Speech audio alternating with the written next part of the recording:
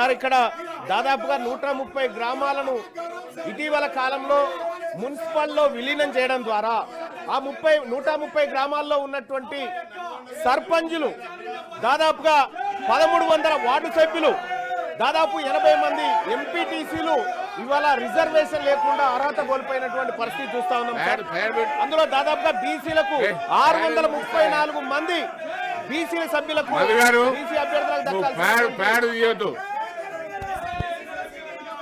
So ఇట్లా బీసీలకు reservation అమలు కాక ముందుకే ఉన్న రిజర్వేషన్లు పోయినటువంటి పరిస్థితి ఈ మున్సిపాలిటీలో విలీనం ద్వారా జరిగింది అధ్యక్ష.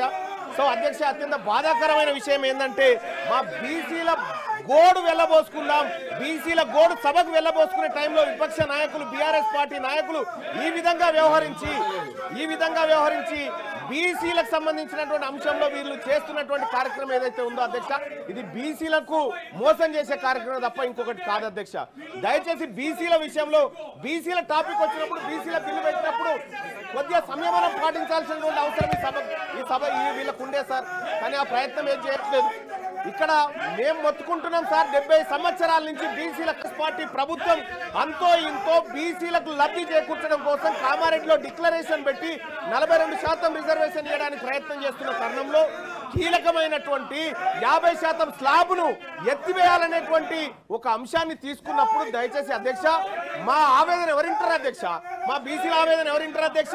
ఈ నాయకులకేం పట్టింపు లేకుండా పోయింది.